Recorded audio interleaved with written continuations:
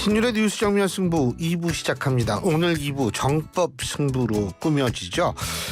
지금 가장 주목받는 이슈를 법적으로 해석하는 그런 시간인데요. 오늘도 두 분 변호사 나와 계십니다. 한 분씩 소개해드리죠. 먼저 이동훈 변호사님 나와 계십니다. 안녕하십니까? 예. 그리고 김성수 변호사님 나와 계십니다. 안녕하세요. 안녕하세요. 예. 근데 우리가 아마 지난주에 박세리 선수 아버님 문제 잠깐 얘기했었던가요? 지난주인가요? 예, 지난주에. 근데 어떻게 이게 유명 스포츠 스타 아버지에 관련한 얘기를 우리가 또 하게 돼서 참 마음이 씁쓸한데, 이번에는 세계적인 월드 스타라고 얘기를 할 수 있는 축구 선수 손흥민 선수 문제인데요. 손흥민 선수 아버지의 문제죠. 이 손흥정 감독이 지금 아동 학대 혐의로 피소가 됐는데, 이게 그러니까 그 손흥정 감독이 운영하는 유소년 축구 아카데미 여기에서 발생한 문제 때문에 그렇죠? 네네, 그렇습니다. 예. 이 사건 지난 3월 19일이죠. 아동 A군이 오키나와 전지훈련 중에 지난 3월 9일 B 코치로부터 허벅지 부위를 코너킥봉으로 때려 2주 치료가 필요한 상처를 입었다라고 고소하면서 불거졌죠. 그 B 코치는 이제 손흥민 형인 손수석 코치인 거로 드러났습니다. 그 A군이 이제 인천 동부 해바라기 센터죠.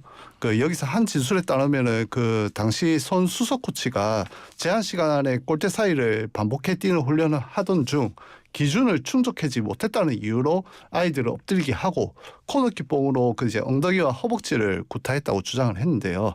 근데 A군이 이제 구체적으로 말한 걸 좀 들어보면은 그 이제 수석 코치가 이제 못 들어오면 맞는다 했다. 장난으로 하신 말인 줄 알았는데 4명이 맞았다. 라는 식으로 진술을 했습니다. 그리고 이제 손웅정 감독님이시죠. 그 손 감독님 같은 경우에는 아이들에게 욕설을 했다는 진술도 이어졌고요. 그래서 지금 이제 손 감독님이 3명, 이 손수석 코치 포함해서 손 감독 등은 지금 아동복지법상 아동학대 혐의로 지금 이제 검찰로 송치돼서 검찰 단계에 있는 걸로 알려져 있습니다. 근데 이 손흥정 감독 측은 이 고소인 측의 주장이 조금 다른 부분이 있다. 사랑이 전제된 언행이고 시대 변화를 못 읽은 점을 반성한다. 이런 얘기를 했는데, 이게 결국 검찰에 송치됐다는 거는 아동학대 혐의가 인정받았다는 거 아니에요? 어떻게 보세요? 네, 일단 경찰에서 검찰로 송치했다는 의미는 경찰에서 봤을 때는 죄의 혐의가 있다라고 봤기 때문에 송치를 한 겁니다. 그래서 경찰 단계에서는 일단 일부 죄가 인정된다라고 본 것으로 보이고, 이제 검찰에서도 만약 동일하게 죄가 있다라고 한다면 법원에 기소를 하겠죠. 그리고 그 기소 이후에 재판이 이루어져서 판결이 이루어지는 것인데, 지금 이게 아동복지법상의 규정에 있는 거거든요. 이게 아동복지법의 17조를 보면 3호에서 이 아동의 신체를 손상시키거나 신체의 건강, 발달을 해치는 신체적 학대 행위라든지, 그리고 5호에서 아동의 정신건강이 그리고 발달에 이 해를 끼치는 정서적 학대 행위를 하면 안 된다라고 규정을 하고 있고, 이런 행위를 한 경우에 71조 1항 2호에 따라서 5년 이하 징역 또는 5천만 원 이하의 벌금형을 규정을 하고 있어요. 그런데 지금 손흥정 감독 측에서 입장문을 낸 것을 보면 일부 사실관계는 인정을 한 것 같아요. 다만 전체적인 부분은 조금 과장된 부분이 있다고 주장하고 있기 때문에 일부에 대해서 인정을 한 것으로 보이고, 그 일부에 대해서도 말씀드렸던 이 아동복지법 위반으로 본다라고 한다면 형사처벌이 될 수가 있기 때문에 그 부분 지금 송치가 된 것으로 보이고, 이 부분 인정을 하고 있기 때문에 처벌은 될 가능성이 높은데, 이 처벌의 수위에 대해서 이 의도가 어떤 것이었는지 이런 부분들이 이제 좀 추가적으로 반영이 될 것이기 때문에 이런 부분에 대해서 일단은 다투지 않을까 생각이 되고, 사실관계에 대해서도 지금 서로 간에 조금 다툼이 있기 때문에 이 사실관계가 어디까지의 행위가 실제로 있었던 사실이냐, 이거를 밝히는데 또 양쪽 다 이 여러 가지 주장을 하고 근거를 제시하지 않을까 생각이 됩니다. 근데 이건 또 뭐예요? 체벌 사실에 대해서 사전에 코치와 선수들 간 합의가 된 부분이 있었다. 이건 뭐예요, 그러니까? 그러니까 이게 이제 말하는 게 내가 때리는 데 있어가지고, 그러니까 상해나 폭행 관련해가지고 동의받는 경우, 그러니까 이걸 조금 어렵게 말하면 이제 법률사 용어로 말하면 피해자의 승낙이라고 하는데, 피해자의 승낙을 하면 이 위법성이 조각이 되는 케이스가 있어요. 그런데 이게 폭행이나 상해를 가했음에도 형사처벌을 할 수 없는 위법성 조각사유는 그 승낙이 되게 진지한 승낙이어야 된다는 게 판례의 입장이에요. 이 진지한 승낙이라는 게, 간단히 얘기하면 날 때려도 좋다라는 그런 각서나 이런 게 있으면, 그러니까 그 각서 작성 경위까지 이게 도덕적이나 윤리적으로 사회상규에 위반되지 않는 수준까지 되어야 이게 진지한 승낙이 있다라고 표현이 돼요. 근데 이 사건 같은 경우에는 아동학대 사건이란 말이에요. 그 아동이 전지훈련 과정에서 일정한 동의를 요구했을 때 이걸 거부하기가 상당히 어려웠겠죠. 아이들 입장에서는 그렇죠. 네, 그리고 동의를 했다고 치더라도 상해 수준에 이르거나 반복적인 폭행이나 욕설까지 동의했다 보기에는 조금 어려운 측면이 있을 수도 있습니다. 그리고 아이들이 미성년자인데 네. 미성년자가 이런데 동의했다라는 것이 법적으로 그게 효력이 발생하기가 힘들지 않는 건가요? 사실 자신의 이제 뭐 신체적인 부분이라 가지고 여기까지 부모가 개입하는 거는 아닐 수도 있지만은 그래도 미성년자이기 때문에 이 동의가 진지한 승낙이라고 보기는 어려운 측면이 있는 거죠. 그 뭐 합의금 얘기도 보도가 되고 그랬는데 그건 어떻게 뭐예요? 예, 이 손은정 감독 측에서 이 입장을 밝히면서 이 사실관계에 관해서 다툴 부분이 있다라고 이야기를 했었고 또 한 가지가 이 고소인 측에서 굉장히 많은 금액의 합의금을 요구하기 때문에 합의를 할 수 없었다라고 진술을 한 게 있었습니다. 그 작성을 한 게 있었습니다. 그리고 이에 대해서 이제 고소인 측에서 추가로 반박을 했던 부분이 당시에 이 손흥정 감독 측에서 이 뭐 처벌 불원서라든지 여러 가지 서류나 이런 걸 요구를 했기 때문에 이에 대해서 홧김에 그럼 뭐 굉장히 수억이라도 주냐 이런 식으로 이야기를 한 것이지 이게 진지하게 뭐 얼마를 제시한 그런 것은 아니었다 이렇게 반박을 하고 있기 때문에 이 금액에 대해서도 이 혹시나 고소의 의도가 다른 것이 있는 것이 아닌지 이런 지금 입장이 나오고 있는 거거든요. 그렇다 보니까 이에 대해서도 조금 의견이 분분한데 만약에 이러한 뭐 합의금 요구가 있었다고 하더라도 이 부분은 죄의 성립과는 사실은 별도라고 볼 수가 있습니다. 이게 아동학대를 했느냐 자체가 중요한 것이지 이게 합의금을 많이 요구했다고 해서 그 죄가 없어지는 것도 아니고 그건 좀 달리 봐야 되는 부분인데 이게 마치 합의금을 위해서 고소한 것처럼 보이면 그거는 조금 저희가 달리 해석이 될 수가 있기 때문에 이건 조금 구분해서 봐야 되는 것이 아닌가 생각이 됩니다. 아니 근데 이게 어쨌든 예를 들면 학교 선생님도 아동학대로 피소될 가능성이 있는 겁니까? 그러니까 이게 학교냐 아니냐는 중요한 기준이 일단은 아닌가요? 학교나 아니냐는 좀 중요한 기준은 아닐 수 있습니다. 그러니까 이제 아까 제가 조금 더 말씀을 드리면 체벌이냐 이게 체벌에 관련해서 이제 체벌이냐 폭력이냐 허용이 되는지 여부가 문제가 되는데 이거는 초중등 교육법에 명확하게 나와 있습니다. 육체적 체벌은 절대 안 된다고. 그리고 이제 뭐 도구나 신체 등을 이용해갖고 학생 신체에다 고통을 가하는 방법은 절대로 안 된다 해갖고 체벌은 절대 안 되게 돼 있어요. 그리고 또 현재 수사나 재판심을 비춰보면 아동학대인지 여부를 포섭하는 범위가 되게 넓어지고 있거든요. 그런 측면에서 본다면은 지금 이제 뭐 사랑의 매라고 일부 항변한다고 하더라도 뭐 훈련 과정에서 부득이했다고 변명할 수 있겠지만은 이게 아동학대가 아니다라고 평가받기는 어려울 것으로 좀 보입니다. 이게 그 아동학대죄가 형량이 무거운 거예요. 만일 물론 이제 양측의 얘기도 듣고 이제 검찰의 수사 결과 재판이 쭉 이어지겠지만 만일 성립이 된다라고 했을 때는 처벌이 무거운가요, 이게? 그 앞서 말씀드렸던 것처럼 이게 아동복지법 71조에 의해서 처벌이 될 가능성이 높은데 이 3호, 5호 같은 경우가 이제 신체적 학대 행위나 그 정서적 학대 행위입니다. 이에 대해서 지금 5년 이하 징역 또는 5천만 원 이하 벌금이기 때문에 그 부분이 경위나 이런 걸 봐서 만약에 정말로 나쁜 학대 행위였다고 한다면 굉장히 중하게 처벌될 수가 있고 이게 어떠한 체벌 과정에서 어쨌든 학대 행위에 해당하는 것이었다라고 한다면 조금은 경하게 처벌될 수도 있거든요. 그리고 이게 몇 차례 이루어졌느냐 이런 것도 이제 봐야 되는 부분이 있기 때문에 이 부분 어떻게 처벌될지는 사실관계가 조금 명확해야 될 것 같고 그리고 지금 현재는 이 손 아카데미 손흥정 감독만 이 피소가 된 것처럼 나와 있는데 전체적으로는 손흥정 감독 그리고 코치 2명 이렇게 3명이고 이 각각의 피해자에 대해서 재판이 선고가 될 것이기 때문에 이 부분을 조금 구분해서 봐야 됩니다. 그리고 지금 이제 이게 행정처분을 생각을 안 할 수가 없습니다. 행정처분이라 하면 이 아카데미에 가해지는 이거죠? 예, 그러니까 이게 학원 설립 및 운영 가해 교습에 관한 법률 제17조에 따르면 아동복지법 제3조 7호에 따라서 아동학대 행위가 확인이 될 경우에 문 닫아야 돼. 이거를 이제 뭐 교육감 및 학원 등록을 말소를 하거나 1년 이내 기간 정해갖고 교습과정 전부 또는 일부에 대해서 교습 정지를 명할 수 있다고 규정이 되어 있거든요. 그래서 지금 이 상황으로 흘러간다면 행정처분 역시 피할 수 없는 수순으로 보이고 또한 축구협회의 징계도 좀 고려를 해야 됩니다. 아니 요 아카데미가 축구협회 소속이 아닌데도 징계가 있나요? 그러니까 재작년 김포 FC 그 유소년 축구단 그 호텔에서 아이가 사망한 사고가 있었습니다. 아, 예. 그거 관련해 가지고 이제 그 약간 아동 학대가 있었다고 해가지고 당시 그 코치들한테 자격정지 3년, 또 다른 코치한테 자격정지 2년을 각 처분을 내린 사실이 있거든요. 그래서 지금 물론 이제 이게 어느 정도까지 이제 이 사망한 사건하고는 약간 이제 좀 다를 수는 있겠지만 그렇지만은 이제 축구협회 징계도 향후 예상이 가능한 부분이라고 보입니다. 어쨌든 뭐 이게 손흥민 선수의 아버지이기 때문에 더 관심을 많이 받는 경우가 있는데 손흥민 선수를 사랑하는 수많은 축구 팬들 참 좀 안타깝게 바라볼 것 같다는 생각이 들기는 듭니다. 자, 그러면은 이제 다음 사건을 또 알아봐야 될 텐데 다음 사건도 역시 유명 스포츠 스타에 관한 문제입니다. 그 전 국가대표 농구 감독의 아들이죠. 이 부산 KCC의 허웅 선수요. 전 여자친구 A 씨를 고소를 했네요. 어떤 일이죠?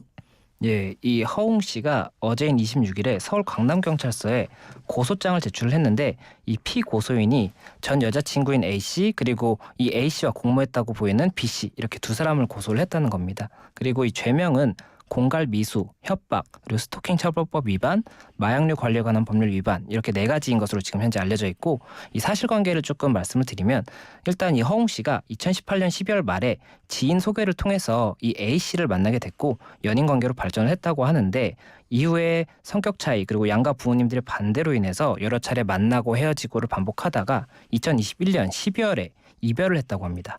그런데 이 만나는 과정에서 이 A 씨가 2차례 임신을 했다고 합니다. 그리고 이 첫 번째 임신 당시에 이 허웅 씨가 아이를 낳자라고 이야기를 했었는데 A 씨가 결혼 후에 아기를 이제 갖고 싶다 이렇게 이야기를 해서 임신 중절을 한 차례 했었고 그리고 두 번째 임신이 2021년 5월경이었는데 이때 당시에도 이제 허웅 씨가 아이를 낳자라고 했었고 다만 결혼에 대해서는 조금 검토할 부분이 있다 이렇게 이야기를 하니까 그 이후에 A 씨가 이제 허웅 씨에 대해서 뭐 너 사생활이나 이런 부분을 언론이나 SNS를 통해서 퍼뜨리겠다. 그게 싫다면 3억 원을 내놔라 이렇게 이야기를 하기도 하고 이후에 뭐 여러 가지로 자해도 하고 이런 부분이 있었기 때문에 허웅 씨가 이에 관해서 지금 현재 말씀드렸던 이 죄명들로 고소를 했다는 그런 소식입니다.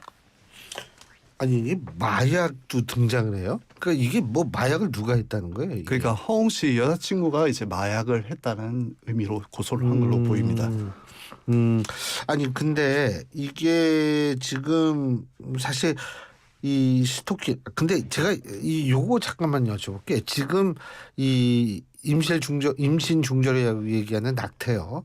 이게 지금 헌법재판소에서 결정이 났는데 아직 최종적으로 이게 법이 만들어지지 않아서 이 공중에 붕 떠 있는 상태죠 지금. 그 일단은 그 형법 낙태죄에 대해서는 약간 이제 공중에 조금 붕 떠 있는 상태이긴 한데. 예. 이 그 이제 모자보건법이라고 있습니다. 예. 거기에 따라 가지고 이제 낙태를 언제 가능한지 여부가 지금 규정이 되어 있기 때문에 사실 실질적으로 형사적으로는 문제가 조금 붕떠 있더라도 그 낙태에 대해서 언제 가능한지 여부는 명확하게 규정하고 있기 때문에 그 부분이 붕 떴다고 표현하기는 조금 어려울 것으로 보입니다. 그럼 이 부분에 있어서는 이런 부분도 문제가 될 가능성은 배제할 수 없다 이렇게도 그렇죠. 되는 겁니까? 네. 그리고 지금 이게 어쨌든 고소를 했다라는 거는 이 허웅 선수가 상당히 굉장히 힘들어가지고 고소했다 이렇게 이해를 해야 되는 건가요? 그러니까? 예, 고소가 지금 이제 허웅 선수가 다음 주 뭐 이렇게 해서 예능 출연 예정도 있었다라고 지금 알려져 있는데 그렇게 본인에게도 굉장히 여러 가지로 활동이 있는 상황에서 고소를 한 경위가 아무래도 무엇이냐 여러 가지 좀 추측이 있는 상황입니다. 그런데 뭐 일각에서는 이게 그 여자친구 측에서 뭐 이런 SNS나 이런 걸 통해서 사생활을 공개를 하기 전에 미리 조금 고소를 한 것이 아닐까 이런 의견도 나오고 있다 보니까는 뭐 여러 가지 가능성 이야기가 나오고 있는 것으로 보이고 지금 현재 이 허웅 선수 측에서 고소를 하고 사실관계를 이야기한 쪽은 이 허웅 선수 측의 이야기이기 때문에 이 반대 사실관계도 있을 수가 있어요. 그래서 이 반대의 사실관계가 있는지에 대해서도 이 여자친구의 입장도 한번 저희가 어떻게 나오는지는 봐야 되지 않을까 생각됩니다. 그렇죠. 우리나라에서 근데 이 스토킹으로 지금 저걸 한 거죠. 그 스토킹도 고소에 이 내용 중에 한 부분이죠. 네, 그렇죠. 근데 이 스토킹 지금 처벌이 어느 정도 되고 있나요? 일단은 실무적으로 스토킹 처벌에 관한 법률이 사실 예전보다 훨씬 많이 이루어지고 있는 것으로 알고 있습니다. 특히 이제 뭐 데이트 폭력 관련해 가지고 이제 그 스토킹 처벌에 관한 법률이 있기 전에는 이 데이트 폭력에 관해서 이제 이거를 뭐 심각한 폭행이나 상해가 없으면 이제 처벌을 할 수 없는 문제가 있었는데 항상 이제 가스라이팅이라고 저희가 표현하지 않습니까? 내가 너를 사랑해서 계속 따라다니는 거다. 근데 이제 그게 이제 스토킹 처벌에 관한 법률이 들어오면서 이거를 이제 사전에 이제 이 스토킹 행위에서 이제 그 폭행이나 아니면 심지어 살인까지 나가는 케이스가 있단 말이에요. 그렇죠. 그런데 이거를 그 전 단계에서 스토킹 처벌법이 이걸 막아주는 역할을 이제 진행을 시작을 했거든요. 그런데 이제 이 허웅 선수 같은 경우에도 계속적으로 이제 허웅 선수 입장은 전 여자친구가 지속적으로 연락을 하면서 뭐 돈을 내놔라 아니면 사과를 해라 너가 인정을 해라 이런 취지로 계속 접근을 했다는 취지에서 아마 이거를 이제 자기가 접근을 거부하거나 내가 연락을 차단을 했음에도 계속적으로 연락이 왔기 때문에 이 스토킹에 관한 법률을 그 고소 이유로 넣은 것 같습니다. 그러고 근데 이게 지금 아까 김성수 변호사님이 그저 예능 출연 말씀하셨는데 이 누구죠? 저 걔는 훌륭하다 그 프로그램 강영욱 씨 그분도 이 사실 그분 때문에 또 프로그램 차질이 좀 생기고 그 프로그램에 박세리 선수도 아마 나간 거 아닌가 그런 했는데 박세리 선수도 또 지금 아버지 때문에 여러 가지로 참 힘든 것 같고 이게 그러면 피해자는 결국 방송사가 또 굉장히 피해를 받는 거 아니겠어요? 네, 아무래도 과거에도 이 연예인이라는 한 사람의 이미지를 통해서 이 예능 프로그램 전체적으로 영향이 가는 부분이 있다 보니까 이 연예인 한 분의 이런 사고로 인해서 여러 가지 뭐 추가적인 피해가 발생하는 경우가 많기는 했었습니다. 그런데 최근에는 그런 사례가 워낙 많고 이런 계약에 관한 중요성이 많이 대두가 되다 보니까는 이런 출연 계약이나 이런 부분에서 만약 이런 사유로 인해서 프로그램이 손해를 입게 된다면 이에 대한 뭐 위약금이라든지 손해배상 규정을 넣었을 가능성이 있습니다. 그렇게 되면 손해배상이 실질적으로 가능하다라고 한다면 금전적인 피해는 배상이 될 수가 있기 때문에 이게 반드시 이 방송사에 피해가 발생한다. 라고 보기는 어려울 수도 있습니다. 다만 이게 금전적인 피해를 넘어서서 뭐 결국엔 폐지가 된다든지 이렇게 하면은 피해가 실질적으로 발생할 수는 있겠지만 어쨌든 과거보다는 조금은 배상할 수 있는 여지가 계약을 통해서 있지 않을까 이렇게 예상이 됩니다. 그리고 이 지금 허웅 선수가 얘기하는 해당 여성과 공모자라는 표현을 썼어요. B씨라는. 이 공모자가 도대체 어떤 관계인지 전 잘 모르겠는데 어쨌든 마약류 관련 혐의가 있다. 뭐 이런 식으로 지금 얘기했다는 거 아닙니까? 네, 그죠? 그러면은 이게 또 굉장히 이게 어떻게 번질지 모르겠네요. 일단 그 허웅 씨 그 법률 대리인에 따를 경우 그 이제 여자친구죠. 여자친구와 그 고 이성규 사건에 관련된 여성들 특히 그 황 씨 등 동석해갖고 마약류를 투약한 걸로 알고 있다라고 주장하면서 이번 고소장을 통해갖고 이제 그 여자친구에 대해서 마약류 관리법 위반 혐의를 함께 고발했다고 했어요. 네. 근데 이제 이거 공모자로 의심되는 A 씨의 B 씨도 있는데 이 B 씨의 역할에 대해서는 구체적으로 언급을 하지 않았습니다.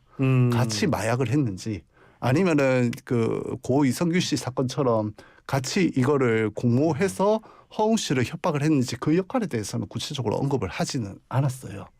다만 물론 이제 명예훼손의 문제도 있을 수 있으니까 그렇게 한 것 같긴 한데 일단 지금 상황에서는 저희가 이제 그 A 씨 그 이제 여자친구의 입장을 들어보지 않은 입장이기 때문에 저희가 구체적으로 뭐 어떻게 진행이 될 거다 아직 조사도 진행되지 않은 상황이라 갖고 말씀드리기는 조금 어려울 수도 있을 것 같습니다. 그러니까 이게 지금 어쨌든 허웅 선수 같은 경우에는 굉장히 잘 알려진 선수고 그렇기 때문에 이 일정 부분 이미지 타격 그리고 사실은 뭐 우리가 형법적으로 어떻게 되는지 모르겠습니다만 도의적인 부분도 사실 좀 그렇지 않을까 뭐 문제 제기가 있게 되지 않을까 이게 보통 이런 사건 터지면 어떻게 이 전개가 되죠?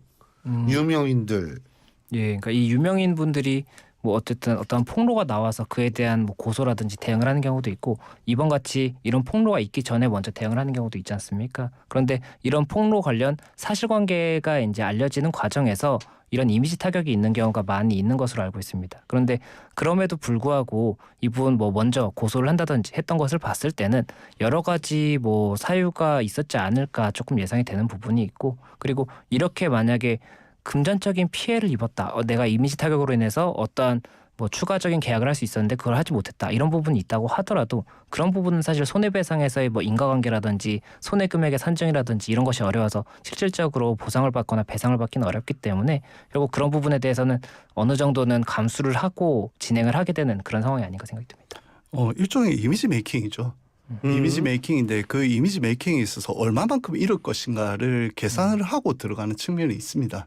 사실 지금 상황에서 만약에 여자친구가 데이트 폭력이나 이런 부분들을 임신 부분을 중절 부분을 이제 자기의 프레임 맞춰가지고 먼저 이걸 기사화하거나 이제 했다면은 허웅 씨로서는 조금 더 이미지 타격이 클 가능성이 높았겠죠. 그런 부분을 계산하고 먼저 고소로 진행하면서 자신의 입장문을 발표한 게 아닌가라고 추측을 하고 있습니다. 두 분 다 변호사시니까 이렇게 이제 유명인들이 말해요. 어떤 거를 고소 고발하고 싶을 때가 있을 거예요. 분명하게. 그런데 그 일반적으로 우리가 생각하면 조용히 하지 않을까, 조용하게 고소 고발을 하지 않을까 이런 생각을 하는데 일반적으로는 좀 조용하게 이렇게 고소 고발을 하더라도 하는 거 아닌가 그런 생각이 들거든요. 제가 상담을 했던 사건 중에 이제 조금 유명한 분이었는데 이 피의자로 이제 입건이 된 겁니다. 그래서 그거 관련해서 알려질까봐를 많이 걱정을 했었고 그래서 이게 어떻게 하면 알려지지 않을 수 있을까를 같이 검토를 했었는데 이게 쉽지는 않더라고요. 뭐 경찰이나 검찰의 기자분들이랑 이렇게 조금 왔다 갔다 하시다 보니까는 그런데 그럼에도 불구하고 그 사건은 잘 끝났습니다. 크게 문제 없이 잘 끝나고 결국에는 무혐의로 끝났었는데 그런 식으로 아무래도 고민을 할 수밖에 없겠죠. 그리고 또 다른 사건 같은 경우도 이게 본인이 경찰 출석하는 게 혹시나 뭐 기자분들이 촬영하지 않을까 이런 염려도 했었고 저희가 그때도 그러면 어떻게 들어갈 것이냐 이런 걸 검토했었는데 그런 식으로 여러 가지 검토를 할 수밖에 없고 이번 같은 경우에는 고소를 하면서 바로 이렇게 입장을 낸 것이 이 상대방 측에서 본인의 입장을 기준으로 한 사실관계를 밝히는 것보다는 이 고소하는 측에서 이 사실관계를 정리해서 밝히면 그 사실관계에 대해서 다툴 만한 부분이 있고 이 보는 분들 입장에서도 어느 쪽의 말이 맞는지에 대해서 여러 가지로 좀 생각할 수 있는 기회가 그렇죠. 있다. 그래서 그런 부분을 조금 검토해서 이렇게 한 것이 아닌가 생각이 되고 이 앞서 말씀드렸던 이 손흥정 감독 사건 같은 경우에는 고소가 더 일찍부터 있었는데도 최근에 알려진 거지 않습니까? 맞아요. 뭐 검찰에 넘길 그렇죠. 때. 그러니까 그런 게 조금 다를 수가 있다고 보입니다. 알겠습니다. 근데 뭐 요새 하도 유명인들 관련해 가지고 여러 가지 문제가 많아 가지고 제가 조금만 간단하게 첨언해 드린다면은 이제 가장 유명인들 같은 경우에 자신의 이미지가 바로 돈이기 때문에 저희가 항상 검토 먼저 시작하는 거는 알려지지 않는 거를 먼저 검토를 합니다. 그런데 이제 알려지게 된다면은 먼저 프레임 선정하는 게 가장 중요하다고 말씀을 드리지요. 알겠습니다. 오늘 두 분 말씀 여기까지 듣겠습니다. 고맙습니다. 감사합니다. 지금까지 이동훈 변호사, 김성수 변호사 두 분과 함께했습니다.